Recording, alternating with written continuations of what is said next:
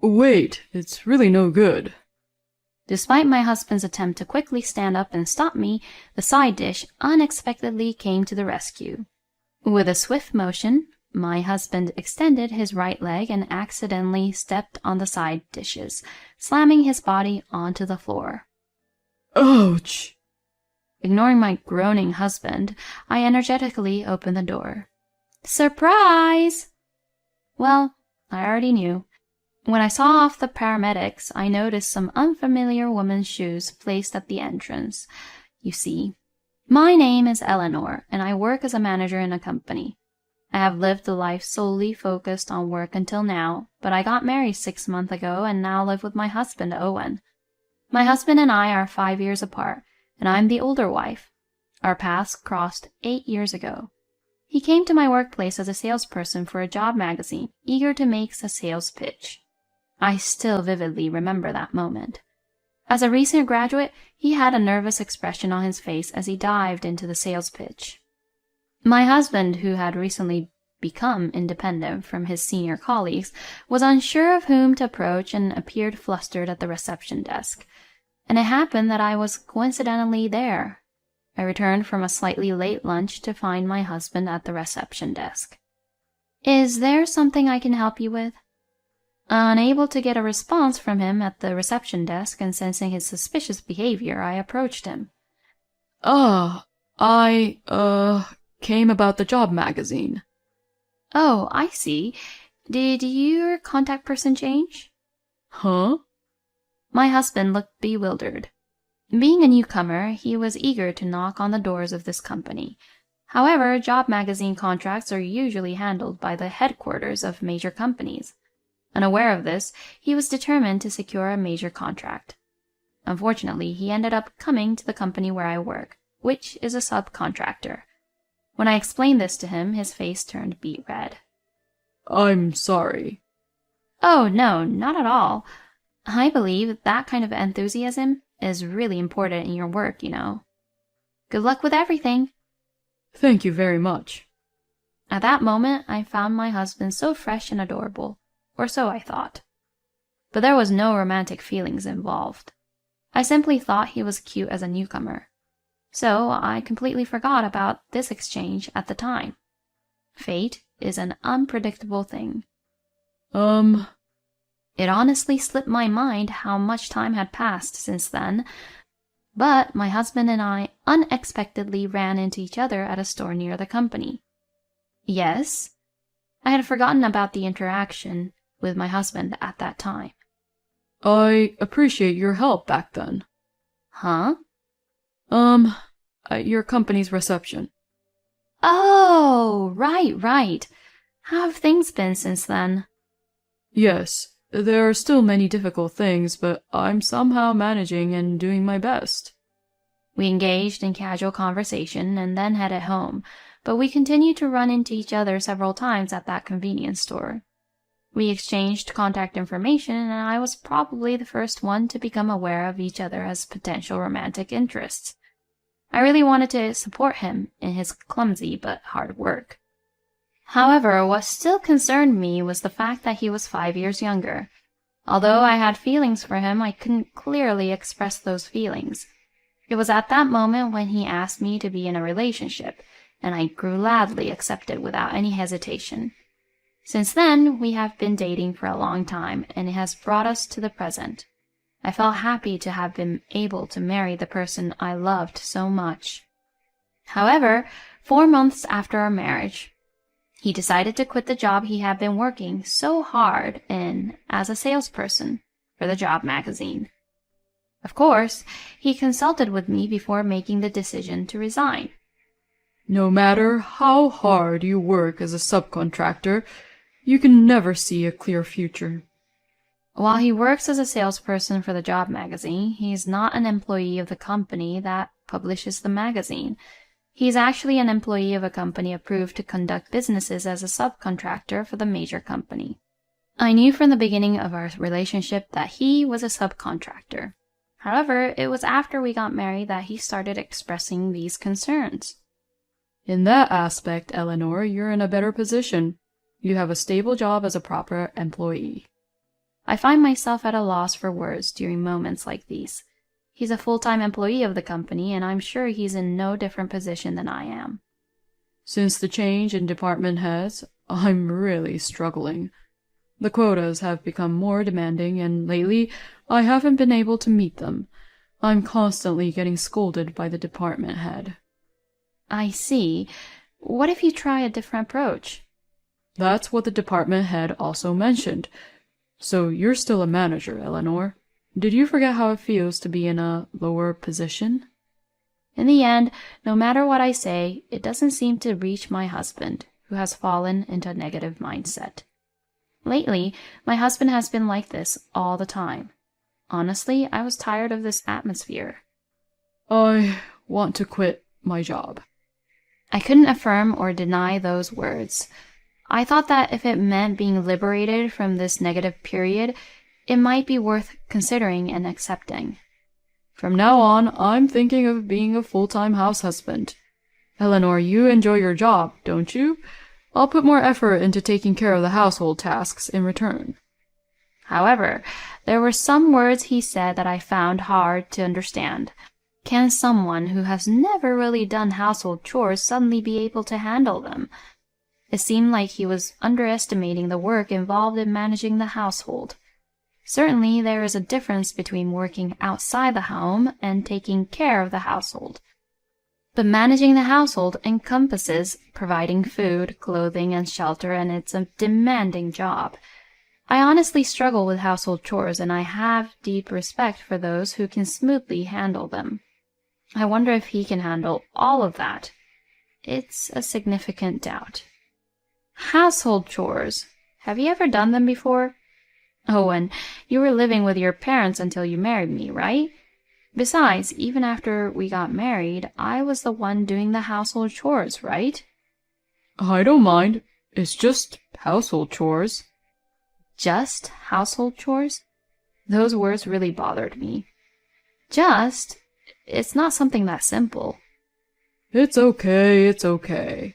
Being a full-time house husband is just the right kind of job for me. I can't help but feel that my husband's remarks are belittling the role of a house husband. It didn't sit well with me. We owe our ability to live our lives to this point to the foundation provided by our parents. My family, specifically, my father worked outside the home to earn a living while my mother took care of the household. It was the collaboration of my parents that made me who I am today. Both are important jobs that must not be lacking. My husband seemed as if he didn't get that. Eleanor, you think I can't do it, don't you? That's not true at all. I was just a little unsure. You know, I've never seen you doing household tasks before. We won't know until we try, right? Are you already doubting me before I even start? It's not exactly like that. However, I've seen many junior colleagues at work over the years. Most new employees are full of enthusiasm, but as they get more accustomed to their work, some of them start cutting corners. But they lack experience. That's why they sometimes overlook the areas where corners can be cut, which can lead to significant mistakes. And they all have something in common. At first, they are all eager and say, "I'll do my best." "You won't know until you try," is their emotional appeal. I see my husband doing the same thing right in front of me. I can't help but have a bad feeling about it. But this is not a workplace. It's our home. Since it's our family, I wanted to believe in his motivation. So I agreed to my husband resigning from his job under the condition that he takes care of the household. For the past week, my husband has been working hard, despite being unfamiliar with it. I can see a bit of dust in the corners, but I won't point it out. Since he's making an effort, I believe it's the time to encourage and support him. In the midst of all this, my husband mentioned wanting to attend cooking classes. I want to improve my cooking skills and treat you to delicious meals, Eleanor. Thank you. Do your best. I agreed without hesitation. I was happy to see his enthusiasm. I believe that this expense should be spent without hesitation.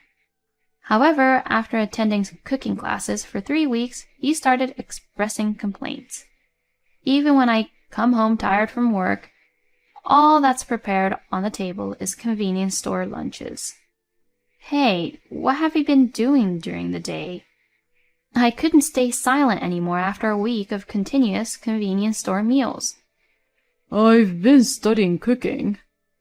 I don't see any results, though. I'm tired, so there's nothing I can do about it. I understand. Working can be tiring sometimes. Are you tired for a whole week? If it were just a few days, it would be understandable, but this seems like a complete mess. You don't understand anything, Eleanor. You have no idea how difficult household chores are. I do understand.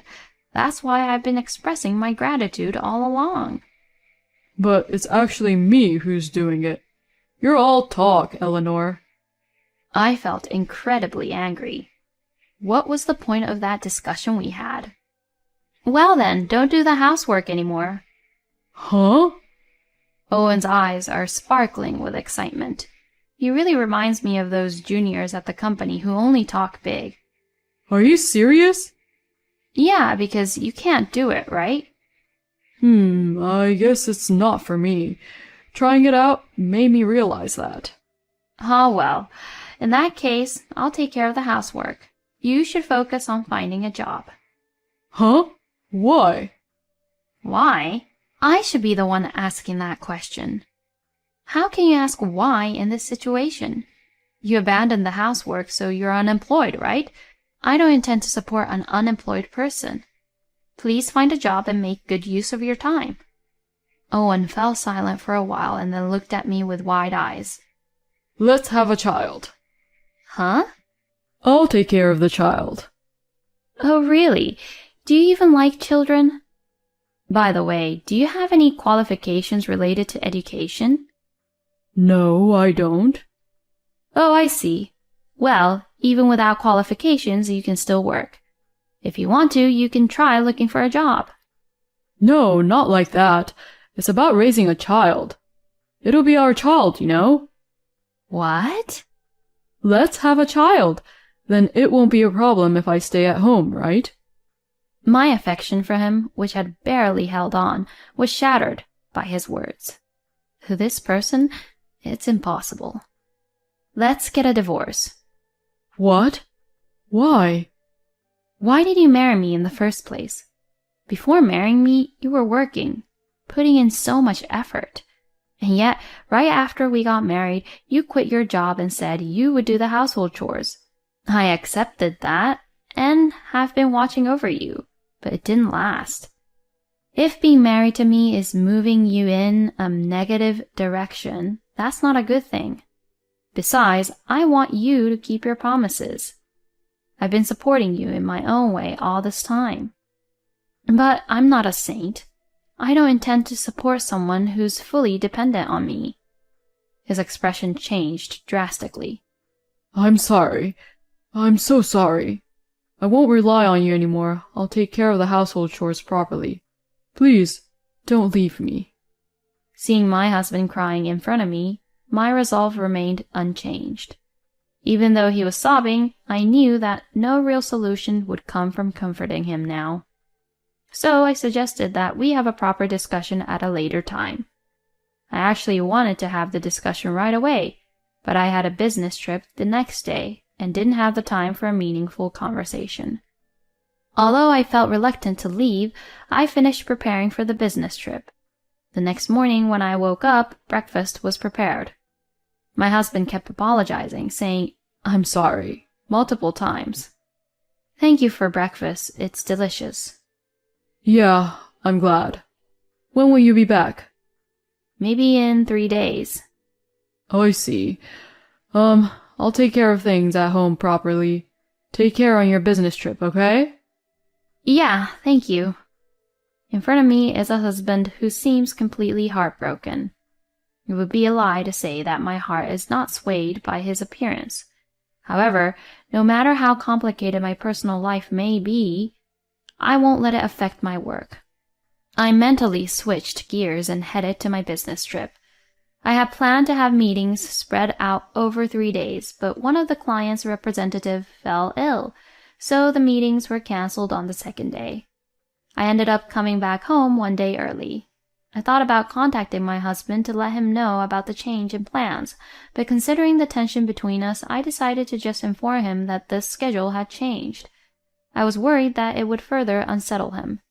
With that in mind, I purchased a ready-made meal and returned home. "I'm back."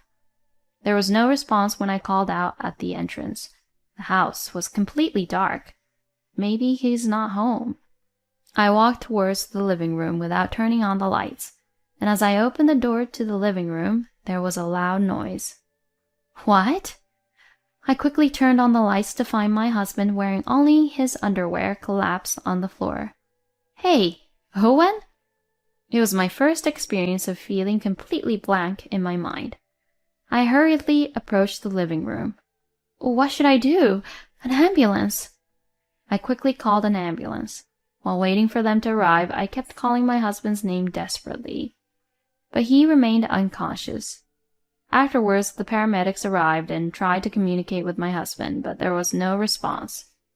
"Please accompany us." Understood. I was in a state of panic. "Oh, I dropped a few side dishes there. Please be careful." I called out to the paramedics to prevent them from slipping on the side dishes I accidentally dropped in a moment of panic, but the scattered side dishes were also at my feet. As I stepped on them and lost my balance, the phone I was holding flew into the air and fell forcefully towards my husband. Ugh. Did I just hear a voice? I unintentionally made eye contact with one of the paramedics. I gently peered into my husband's face and realized something. Perhaps the paramedics are thinking the same thing. I apologize. Huh? Oh. You can go home now. It's fine. Ah, I see.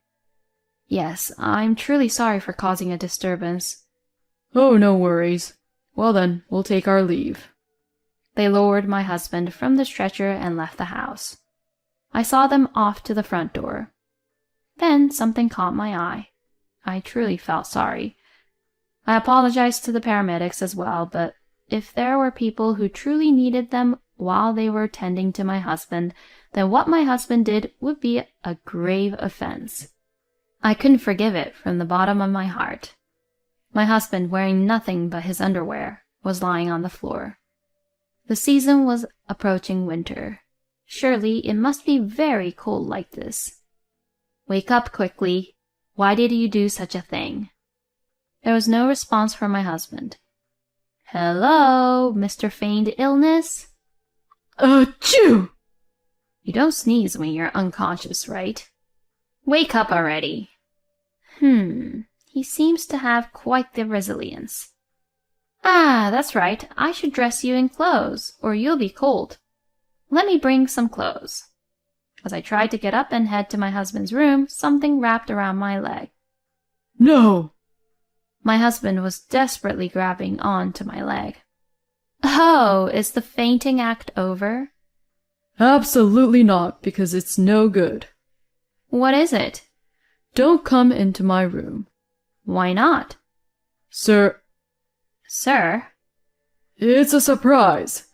I'm preparing a lot of things for you, Eleanor, when you come back tomorrow. Don't look. Then it's a surprise for now. Wait, it's really not allowed. As my husband hurriedly got up and tried to stop me, the side dishes came in handy.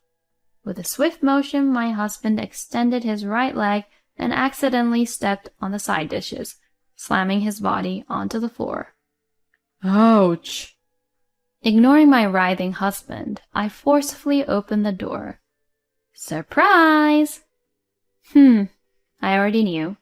When I saw off the paramedics, there were unfamiliar woman's shoes placed at the entrance. Are you my husband's affair partner? It's not an affair. We're serious, but... Oh, even though you're serious, you were instructed to hide, right?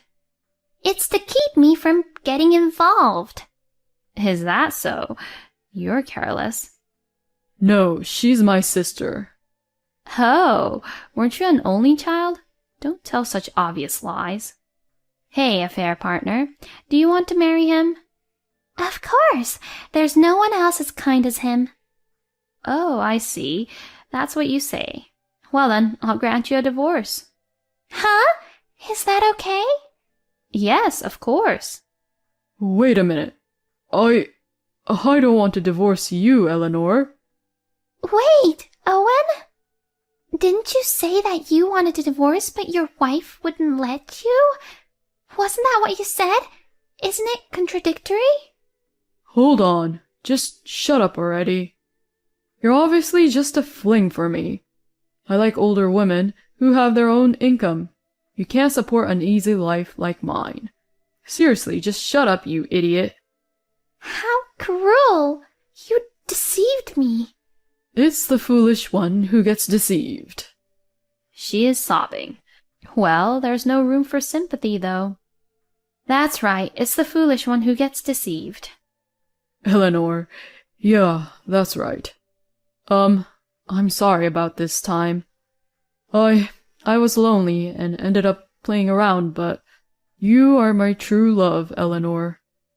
No, I'm also one of those who got deceived by you. So you wanted to marry a financially stable older woman to have an easy life, didn't you? Huh?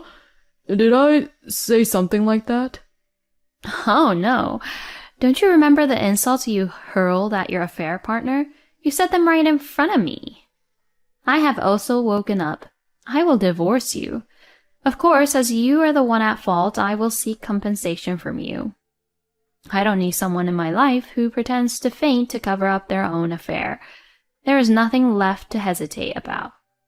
Wait a minute. If you're gone, how am I supposed to go on living? Work. Huh? Work, and take care of yourself on your own. Wait. We have nothing more to talk about. We'll involve lawyers from now on. My husband stubbornly refused to leave, but when I contacted my in-laws, they took him away. I later claimed damages from the tearful mistress who left in a hurry. I expected to be met with resistance, but surprisingly she immediately transferred the compensation. She returned to our house with her parents, bowing and apologizing on all fours. Well, she must have believed my husband's lies. Cheating is not commendable, but thanks to her, I'm grateful for having an advantageous position in the divorce proceedings with my husband. If she truly reflects on this matter, I hope she learns from it in the future. About a month after that incident, I divorced my husband. He stubbornly resisted until the end, but my father-in-law silenced him under a reign of fear. He was a foolish man who committed infidelity, but my in-laws are very sincere people. They also managed to defeat him when he greedily demanded a share of the assets. Well, considering we were married for a short time, the issue of asset division doesn't really matter much. It's really insignificant in the grand scheme of things. In the end, my ex-husband handed over $3,000 from his savings as compensation, and we reached a settlement. Afterwards, I heard that he, being unemployed, is assisting my former father-in-law with his occupation as a fisherman. With zero savings and no financial freedom, he is living under the surveillance of my parents-in-law, or so I've heard. Given that, my former father-in-law was determined to instill discipline and had a strong will. I imagine my ex-husband is being treated quite harshly. Meanwhile, I have become somewhat distant from love due to this incident. However, it's frustrating that it's because of him that I ended up like this. If there is another chance someday, I want to seize it without hesitation. After all, life is still long.